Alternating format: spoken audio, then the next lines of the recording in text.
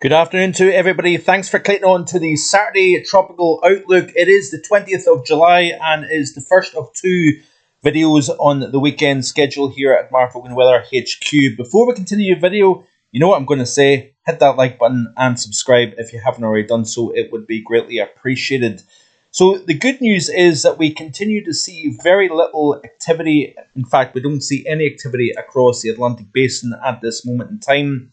And the National Hurricane Center states that there is no tropical cyclone activity expected over the next 7 days. But there is plenty of things to look at, and I'm going to strive to do just that in today's video. So we will look at the bigger picture. So is there activity elsewhere around the planet at the moment? It's a remarkably quiet global tropical activity at this very moment in time, but we are starting to see signs of life over the Western Pacific Basin, as you would expect with an MJO favourable in the Indian Ocean and indeed the West Pacific. We do have two systems to speak about. We have Tropical Depression Gamey, I think that may be the right pronunciation, and we have TD4 to speak about as well.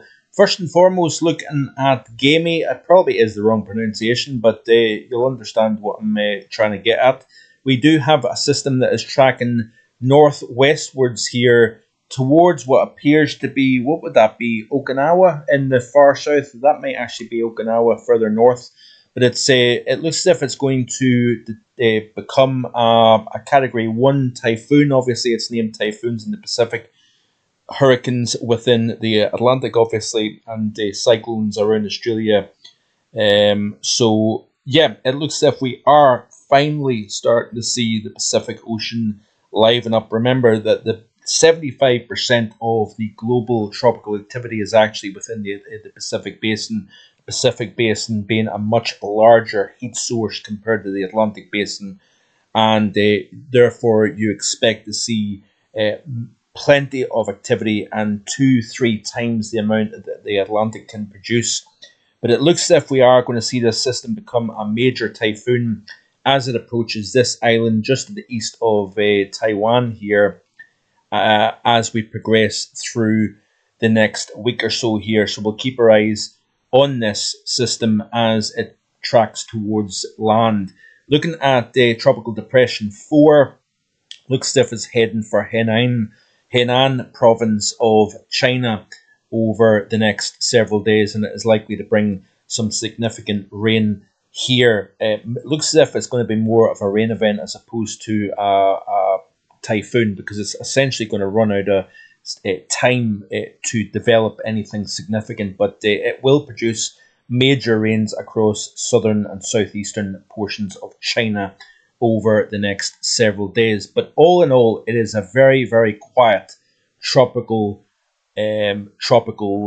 activity within the global tropics, not just the Atlantic, but globally. But a couple of interesting tweets that I wanted to look at before we get into the meat and bones of today's Tropical Outlook. Some very interesting information coming from Phil Klotzbach, based at CSU in Colorado. He says that the Northern Hemisphere, so this is a tweet that was put out on the 18th of July, so a couple of days ago. He says that the Northern Hemisphere has only produced 6 named storms, so 39 miles per hour or greater, so far this year. That's the fewest Northern Hemisphere named storms through July 18th since 1969. While Hurricane Beryl was a long-lived, powerful storm, the North Pacific has been very quiet.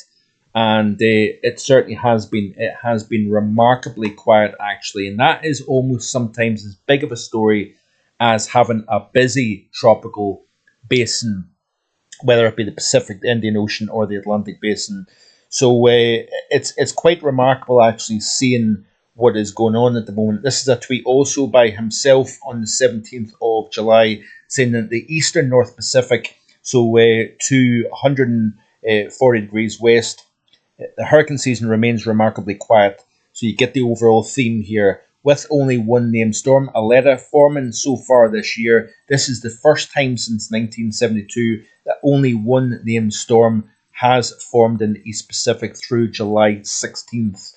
So one of the reasons probably for that is the significantly warmer than average waters to the north of the main tropical belt of the Pacific. That's probably distorting the overall wind flow pattern over the Pacific basin.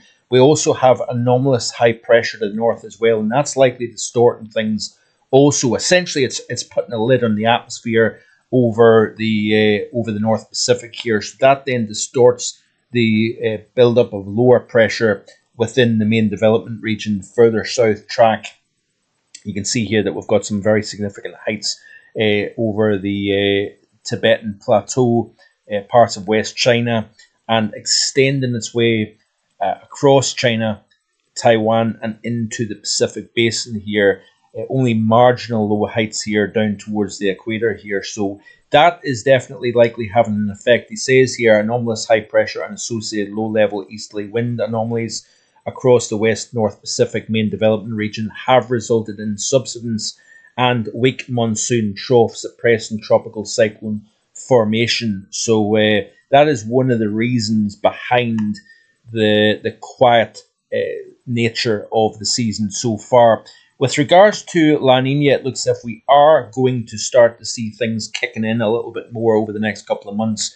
Again, another tweet here by Phil saying that while the transition to La Nina has been somewhat stagnant in recent weeks, a robust easterly trade wind surge is likely forthcoming, potentially accelerating a cooling trend in the next few weeks. We've got lots of cold water, subsurface water that is waiting to rise to the surface, and all you need is a strengthening of the easterly trade winds to do that. That kind of almost acts like a suction, drawing that cold water to the surface, and we are likely to see the La Nina become a little bit more notable, and the sea surface temperatures within both Nina region 1.2 and 3.4 is likely to start to cool down over the next couple of months or so here.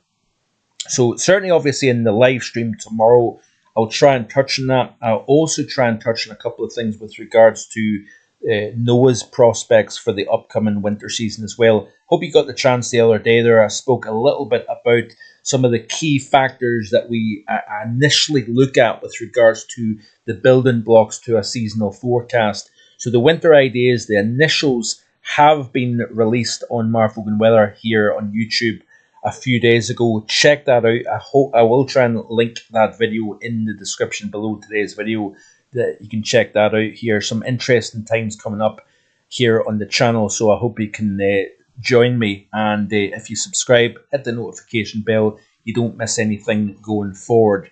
So anyway, Saharan dust and widespread subsidence across the Atlantic basin is one of the reasons why there's a lid on the tropical Atlantic at this moment in time. You can see here, this is off Tropical Tidbits. This is the GOES 16 Channel 2 visible satellite imagery here, showing some areas of convection. We've got obviously the intertropical convergence zone down here within the low latitudes. We do have African easterly waves, or AEWs, exiting Africa, as you would expect to see. But as we start to progress towards the month of August, we should start to see the conditions becoming much, much more favourable. Now, up until now, actually, we have had quite reduced wind shear within the Atlantic basin. Meant to actually pull that chart up from you for you, but I've forgotten to do so. But essentially, the environment hasn't been too bad in recent times, but drier and unfavourable inactive phase of the MJO has essentially allowed the Atlantic basin to become rather quiet. And many folks probably jumping in this saying that the hype about a major hurricane season, hyperactive, record breaking, etc., etc. Don't be fooled into thinking that these forecasts have been overhyped and incorrect. Remember that we are approaching the busier time of the season. June and July are traditionally quiet months. You tend to find there's a lot of dry, dusty air moving off Africa and across the Atlantic basin. We're seeing that quite evident through the Caribbean, Florida, the southeast United States, whether it be dusty skies, prominent sunsets. Even dirty rain has been reported in parts of Florida in the last couple of days, and that is essentially when it's raining and there's dust getting actually drawn out of the atmosphere down to the surface. You probably find cars, for example, anywhere from Miami up into parts of the southeast United States, seeing like a kind of dirty brown composite on cars. That is essentially the Saharan dust that's in the atmosphere getting rained out of the sky and onto objects at the surface. That has been the case in recent days, and that's been quite a basically just as testament to the fact that there's a lot of dusty air getting driven across the Atlantic at the moment. So that tends to reduce the levels of humidity within the atmosphere. And also when you've got widespread large-scale subsidence, which is sinking as opposed to rising air, you tend to find it means that these African waves that are moving across the Atlantic cannot develop. Yes, you might have some cyclonic turning, you may have a little bit of spin within the atmosphere, but generally the atmosphere is not overly conducive when you've got subsidence and dry air in place. Now, the reason why we're seeing the Pacific Basin becoming a little bit more active now is that we're starting to see the eastward progress of these greens, these cells of rising air. This is an active phase of the MJO. We've got a very active rising air over parts of New Zealand at the moment here, the south portion of the Pacific Basin. We're seeing a lot of cyclogenesis at the moment here, some stormy conditions down here between New Zealand, even parts of the east coast of Australia. We're seeing record-breaking cold conditions. We're seeing wet conditions in some places as well. But generally, we've had a robust Indian monsoon. Notice here that we are starting to see the greens moving eastwards here. Now, notice the amount of browns here, these reddy colours, representing sinking air within the atmosphere. This is the reason why I think things are going to become more favourable as we move probably into the early portions of August. I think the remainder of July will stay predominantly quiet. But you notice here as I play through this animation here, we're going to start to see the Indian monsoon relax somewhat, and even probably the South Asian monsoon as well. Now we've got a monsoon trough here in place, and we're also seeing the potential of cyclogenesis here and the production of typhoons as we progress through the course of this work week here. So you see the pulse of energy quite prominent in this part of the world, and therefore we should see the development of both TD4 and the typhoon named Gaimi. I think it is probably not the right pronunciation, but nevertheless, you get the idea. And as we move out of July and into early August, you can see off the GFS ensemble that we're seeing the greens representing rising air moving into the Americas, into the western portion of the Atlantic Basin. We should start to see a relaxation of the dry air as well. Speaking of dry air, this is off the University of Athens, showing you the projection of the dust as we progress through the course of the week. So this is the here and now. This is into Sunday, into Monday. This is a low-level dust concentration as well, by the way. You can see it's quite prevalent over particularly the eastern and central Caribbean, up into the Bahamas, into Florida, into the Gulf of Mexico as well. Then we skip on to Tuesday, into Wednesday. You see this trail of African dust blowing westwards here into Friday and into the course of next weekend. There's lots of dusty air across particularly the western portion of the Atlantic Basin. So that essentially seals the deal in keeping the Atlantic Basin relatively quiet for the foreseeable anyway. So looking at the next charts here, so we have got the potential of seeing an MJO pulse moving into the Americas and into the western portion of the Atlantic Basin as we move into the early portions of August. And like I said, the climatological peak isn't until between mid-August and mid-September. In fact, the climatological peak itself is actually mid-September. And that is usually when the sea surface temperatures are at their prime warmth and maximum heat content. We've also got a reduction of the wind shear, and the atmosphere is generally at its most conducive for cyclogenesis and intensification of tropical cyclones as well. Now this is off the GFS. This is the 6-hour average precipitation rate here. You can see here quite a stretched out. Let's get back to the right chart. It would certainly help.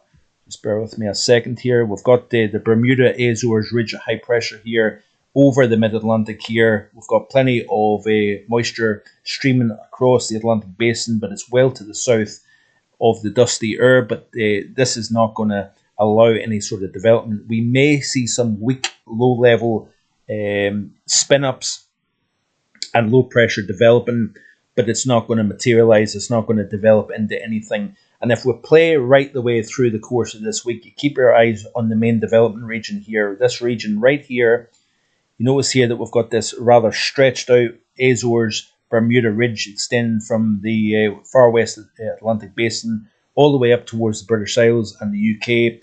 Continue to play through this loop. You notice here nothing really develops at all. Like I say, you might get a small weak area of low pressure, but nothing is actually winding up and spinning up into anything notable.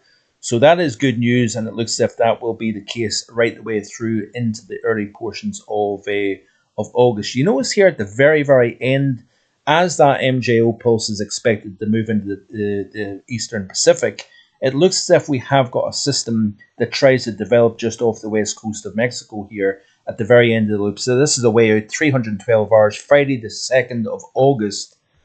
And that may be just the very, very initial indicators that the tropics may be starting to waken up. When you initially see it over the East Pacific, then as that pulse of upward motion then moves into the Atlantic basin, you may start to kind of have to keep your eyes closely fixed on anything coming off Africa and that is present over the Atlantic basin. So nothing imminent over the next week to 10 days. That is obviously good news. Looking at the GFS, this is the mean sea level pressure and the anomaly. And what you can notice here is that as we play through this loop, you'd expect to see average to above average heights in this region here underneath the subtropical ridge. But what you would be keeping a close eye on would be blues starting to show up over the MDR region here of the Atlantic basin. And as we play right the way through the loop, you notice here instead of having lower heights, we've actually got above average heights over the MDR here. We've got a little fluctuation here. We've got a little bit of lower heights starting to show up a little bit at times. Then it kind of goes away again. We start to see pressure rising at the surface within the main development region. So therefore, you can see that it's kind of coming and going, and there's nothing really standing out until that pulse can move into the Americas and into the Atlantic basin. You would not necessarily expect to see anything particularly low height related in this region. But as we move into the month of August, I would expect to start to see heights coming down. You notice here that the GFS ensemble is starting to sniff at that. Now the heights come back up once again, but they're fluctuating back and forth between positive and negative here. But it's as that pulse moves into the Atlantic basin, I would expect to start seeing heights coming down beneath that subtropical ridge, and therefore we start to see both the wind shear relaxing, lack of dry air, and a much more conducive environment for cyclogenesis. Let's have a look and see what the model is indicating in terms of the moisture level within the atmosphere here. So if we go back to the GFS model, and I'll real quick try and show you a couple of interesting things here with regards to humidity level. So this is a relative humidity. Let's go back to the initial here. You can see all the dry air, especially underneath the subtropical ridge. Nothing really unusual, nothing surprising. This time of the year, you expect to see a hostile environment, but it's as that MDR region starts to become more favorable, you start to see the mean ridge of high pressure position itself within the most northerly position. You then start to see heights coming down further south, and obviously the shear starts to relax. The environment overall becomes a lot more moist. You can see here that we've got plenty of moisture, but it's far too far to the south here. And really there's a lot of dry air getting driven around the base and the southern flank of that subtropical ridge of high pressure. So there is a combination of moisture, but also drier entrained within the low-level easterly flow. Looking at the CFS V2, this is actually the NMME model, first of all, for the projection. This is initially for July. This is what it showed. You notice here that we do have moist conditions through the main development region here into the Caribbean, but generally we've got quite a lot of dry conditions compared to average over the Gulf of Mexico and into the south of the United States as well. Looking at the month of August, you notice here that we start to see the environment becoming a little bit more favourable, so therefore it's indicating that that corridor of moist conditions now starts to lift a little bit further north, as you would expect in the month of August compared to the month of July here. And you see here that there is wetter than average conditions projected to move through the central and northern portion of the Greater Antilles, or Lesser Antilles, should I say, through the islands of the Caribbean here. We've got a little bit of drier conditions over the west side of Cuba into the southern Gulf of Mexico, but we've got wetter than average through Central America, Florida, the southeast United States.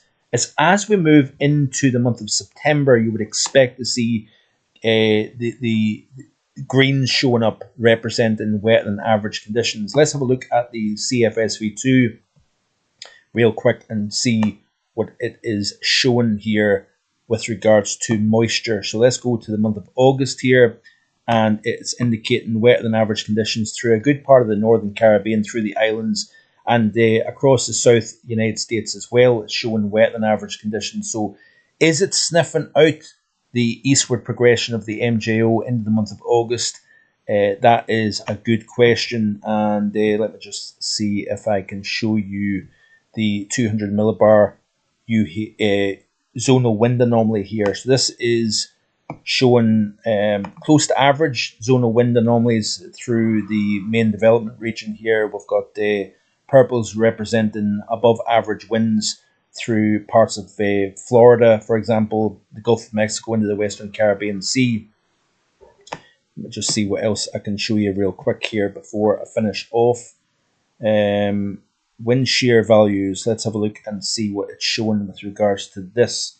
So the blues represent below average wind shear, and the reddy colours represent above average wind shear here, if I'm right in saying. So we shall wait and see what happens, but I would expect to see the tropics becoming a little bit more lively as we move out of July into the month of August here. So keep it right here on my channel. It is currently a weekly tropical outlook, but once we start to see things develop and there's more things to speak about, I'll be doing more regular tropical outlooks. So just to let you know that. But like, share, and subscribe, and I'll see you tomorrow, hopefully at 4 p.m. for the weekly live stream. Enjoy the rest of your Saturday. Bye for now.